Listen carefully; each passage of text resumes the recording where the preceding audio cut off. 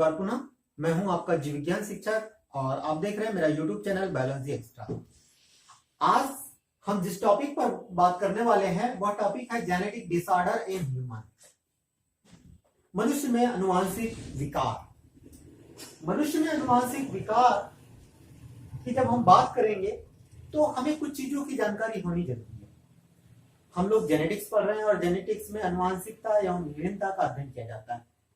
अगर हम बात करें कि मनुष्य में अनुवांशिकता और विभिन्नता का अध्ययन जीव विज्ञान की किस शाखा के अंतर्गत किया जाता है तो हम कह सकते हैं ह्यूमन जेनेटिक्स, मानव अनुवांशिकी। अर्थात मानव अनुवांशिकी जीव विज्ञान की वह शाखा है जिसके अंतर्गत मानव में विभिन्न अनुवांशिक लक्षणों की वंशानुगतिकी का अध्ययन किया जाता है। मनुष्य में पाए जाने वाले अनुवांशिक लक्षण किस प्रकार से एक पीढ़ी से दूसरी पीढ़ी में स्थानांतरित होते हैं, इसका अध्ययन ह्यूमन जेनेटिक्स के अंतर्गत किया जाता है। ह्यूमन जेनेटिक्स के बारे में बहुत अधिक विस्तृत जानकारी जो है वो ए.ई. गैरोड के द्वारा दी गई है। ए.ई. गैरोड के द्वारा 1909 में दी गई, जब उन्होंने विभिन्न प्रकार के रोगों का, स्पेशली ह्यूमन मेटाबॉलिज्म से रिलेटेड इनहेरिटेंस होने वाले रोगों का अध्ययन किया, अनुवांशिक रोगों का अध्ययन किया और इस आधार पर उन्होंने एक किताब का प्रकाशन किया, इनबॉर्न एरर्स ऑफ मेटाबॉलिज्म। ठीक है, उनके इसी कार्यों को देखते हुए ए.ई. गैरोड को फादर ऑफ ह्यूमन जेनेटिक्स कहा जाता है। ध्यान रखना क्या है कि ह्यूमन जेनेटिक्स के अंतर्गत मानव में विभिन्न अनुवांशिक लक्षणों की वंशानुगतिकी का अध्ययन किया जाता है और ए.ई. गैरोड को फादर ऑफ ह्यूमन जेनेटिक्स कहा जाता है। हाँ, एक बात और ध्यान में रखनी है कि ए.ई. गैरोड के द्वारा जिस किताब की रचना की गई थी उसका नाम क्या है, इनबॉर्न एरर्स ऑफ मेटाबॉलिज्म। ठीक है ना, इतनी चीजें आपको समझ में आ गई होगी। एक बात और मैं यहाँ पर इस टॉपिक को स्टार्ट करने से पहले आपको बताना चाहूंगा, वो है सिंड्रोम के बारे में। जब हम जेनेटिक डिसीज की बात करेंगे, अनुवांशिक विकार की बात करेंगे तो हमें बहुत बार इस सिंड्रोम शब्द का सामना करना पड़ेगा और इस सिंड्रोम शब्द का अर्थ हमें अगर पता हो तो हमारी बहुत सारी समस्याएं हल हो जाती है।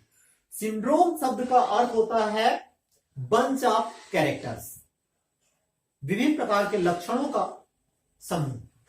देखिए, हमको मालूम है कि सिंड्रोम एक प्रकार से हम यहां पर यूज कर रहे हैं अनुवांशिक विकार के लिए, और अनुवांशिक विकार की जब हम बात करते हैं तो बहुत सारे जो लक्षण हैं किसी एक डिसीज में दिखाई देते हैं। तो इन्हीं बहुत सारे लक्षणों का जो ग्रुप होगा वह ग्रुप क्या कहलाता है, सिंड्रोम कहलाता है। चलिए अब हम बात करते हैं अनुवांशिक विकार किसे कहते हैं। स्टूडेंट्स, आप लोगों को मालूम है कि किसी भी जीव में लक्षणों को निर्धारित करने का जो कार्य है वो जीन के द्वारा किया जाता है ना। अनुवांशिक लक्षणों को निर्धारित कौन कर रहा है, जीन करता है। और इन्हीं अनुवांशिक लक्षणों को एक पीढ़ी से दूसरी पीढ़ी में ले जाने का कार्य किसके द्वारा किया जाता है, क्रोमोसोम के द्वारा किया जाता है, गुणसूत्र के द्वारा किया जाता है। अगर जीन या क्रोमोसोम में किसी भी प्रकार का डिफेक्ट आ जाए, किसी भी प्रकार की विसंगति आ जाए तो इसकी वजह से जो मनुष्य है, मनुष्य में रोग उत्पन्न हो जाते हैं और यही रोग जब एक पीढ़ी से दूसरी पीढ़ी में स्थानांतरित होने लग जाते हैं तब ऐसे ही रोगों को अनुवांशिक विकार या जेनेटिक डिसऑर्डर्स कहा जाता है।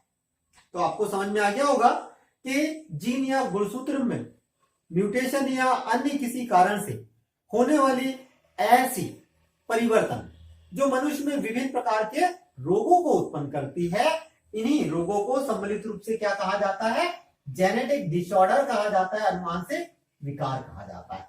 ठीक है, अब सवाल ये उत्पन्न होता है कि ये जो अनुवांशिक विकार है, जेनेटिक डिसीज है, मनुष्य में कितने प्रकार के होते हैं।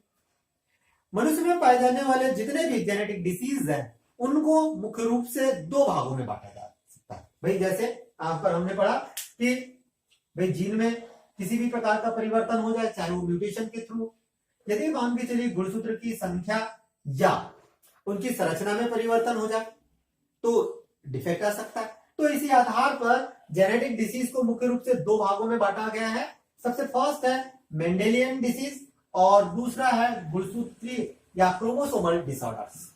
ठीक है, फर्स्ट कौन सा है, मेंडेलियन डिसऑर्डर, और दूसरा है क्रोमोसोमल डिसऑर्डर। पहले इन दोनों को क्लियर कर ले कि क्या होता है।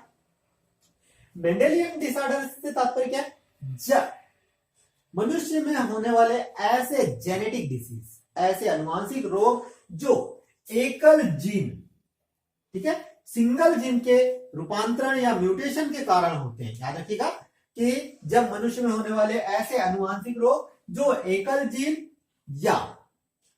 के रूपांतरण या म्यूटेशन के कारण उत्पन्न होते हैं और जिनकी वंशानुगति की मेंडल के नियमों के अनुसार होती है, मेंडेलियन डिसऑर्डर कहलाते हैं। ठीक है, ये डिसऑर्डर जो है वो प्रभावी तथा अप्रभावी दोनों प्रकार के हो सकते हैं। ठीक है, यहां पर हमारी 3 बातों पर आपको ध्यान में रखना है कि ये सिंगल जीन की, एकल जीन की जो है एब्नॉर्मलिटीज के कारण उत्पन्न हो रहा है, ये प्रभावी भी हो सकते हैं और अप्रभावी भी हो सकते हैं, और इनकी वंशानुगति किसके अनुसार होती है, मेंडल के नियमों के अनुसार होती है। अब यहां पर एक बात और थोड़ा सा ध्यान में रखना कि इस प्रकार की जो डिजीज है इसका पता जो है वो कैसे लगाएंगे भाई, how we identify Mendelian disorders, भाई इसका पता कैसे, भाई वंशावली विश्लेषण के आधार पर हम इसका पता आसानी के साथ लगा सकते हैं। ठीक है, अब ये जो डिसऑर्डर्स हैं ये लिंग गुणसूत्र पर भी बेस्ड हो सकते हैं, लिंग गुणसूत्रों पर उपस्थित जीन्स के कारण भी हो सकते हैं। ठीक है, ऐसे रोगों में अर्थात मेंडेलियन विकार में कौन कौन से हैं, इसे जरूर ध्यान रखिएगा कि ये काफी इंपॉर्टेंट बात है। Sickle cell anaemia, haemophilia, colour blindness या वर्णांतता, थैलेसीमिया, फिनाइल कीटोन्यूरिया, एल्बिनिज्म और एल्केप्टोन्यूरिया जैसे रोग मेंडेलियन विकार के अंतर्गत आते हैं। कौन कौन से रोग है एक बार फिर से देखिएगा, सिकल सेल एनीमिया, हीमोफीलिया, वर्णांधता, थैलेसीमिया, फिनाइल कीटोन्यूरिया, एल्बिनिज्म और एल्केप्टोन्यूरिया। ठीक है, समझ में आ गया कि मेंडेलियन विकार क्या है, सिंगल जीन की एब्नॉर्मलिटीज के कारण होने वाले ऐसे विकार जिनकी वंशानुगति की मेंडल के नियमों के अनुसार होती है, मेंडेलियन डिसऑर्डर कहलाते हैं। ठीक है, अब चलिए आगे देखते हैं दूसरा प्रकार इसका, गुणसूत्रीय विकार या क्रोमोसोमल डिसऑर्डर। गुणसूत्र की संरचना या संख्या में होने वाले परिवर्तन के कारण जो जेनेटिक डिफेक्ट उत्पन्न होते हैं और जो वंशानुगत होते हैं, इस प्रकार के जो जेनेटिक डिसऑर्डर है उनको क्रोमोसोमल डिसऑर्डर्स कहा जाता है, गुणसूत्रीय विकार कहा जाता है। ठीक है, ये जो विकार है ये भी उत्परिवर्तन के कारण उत्पन्न हो सकते हैं या पूर्वजों से ये वंशानुगत हो सकते हैं। इस प्रकार के रोगों में मुख्य रूप से डाउन सिंड्रोम शामिल है, एडवर्ड सिंड्रोम शामिल है, टर्नर सिंड्रोम शामिल है, क्लीनफेल्टर सिंड्रोम शामिल है, XYY सिंड्रोम शामिल है, क्री डू चैट सिंड्रोम शामिल है। इसके अलावा क्रॉनिक ग्रेन्युलोसाइटिक सिंड्रोम भी शामिल है, या जिसको हम ग्रेन्युलोसाइटिक ल्यूकेमिया भी कहते हैं। तो दोनों में डिफरेंस आपको पता हो गया। मेंडेलियन विकार सिंगल जीन की एब्नॉर्मलिटीज के कारण उत्पन्न होता है, जबकि क्रोमोसोमल डिसऑर्डर जो है गुणसूत्र की संख्या या संरचना में म्यूटेशन या अन्य किन्हीं कारणों के कारण उत्पन्न होता है। चलिए अब हम इनके कारणों को जानते हैं कि जेनेटिक डिसीज किस कारण से उत्पन्न हो सकते हैं। ठीक है, यहां पर ये कारण भी हमको समझ में आ गए, लेकिन और अधिक थोड़ा सा डिटेल में हम देखते हैं। देखिए, यदि मान के चलिए दैहिक गुणसूत्र जो होते हैं ऑटोसोम होते हैं, ऑटोसोम की संख्या में परिवर्तन के कारण इस प्रकार के रोग उत्पन्न हो सकते हैं, जैसे कि डाउन सिंड्रोम। ठीक है, किसके कारण, भाई हमारे शरीर में पाए जाने वाले जो ऑटोसोम्स है जिनकी संख्या 22 जोड़े होते हैं, उनमें किसी भी प्रकार के उनकी संख्या में परिवर्तन होता है तो इस प्रकार का रोग उत्पन्न हो सकता है। और इसका बहुत अच्छा एग्जाम्पल कौन है भाई, डाउन सिंड्रोम।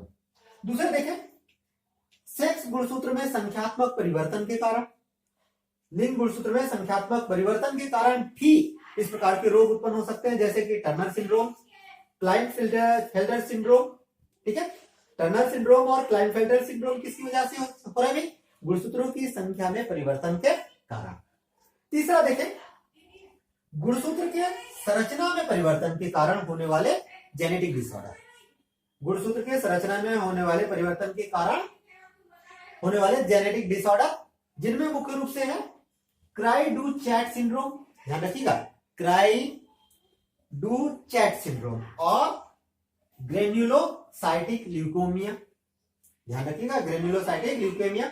इसके अलावा देखें ऑटोसोमल जीन्स में उत्परिवर्तन के कारण उत्पन्न होने वाले जेनेटिक डिसीज, मतलब ऑटोसोम जो गुणसूत्र है उनमें पाए जाने वाला जो जीन है, यदि उनमें किसी भी प्रकार का परिवर्तन होता है तो कौन कौन से रोग उत्पन्न होते हैं। देखिए, एल्बिनिज्म हो सकता है, थैलेसीमिया उत्पन्न हो सकता है, या सिकल सेल एनीमिया उत्पन्न हो सकता है।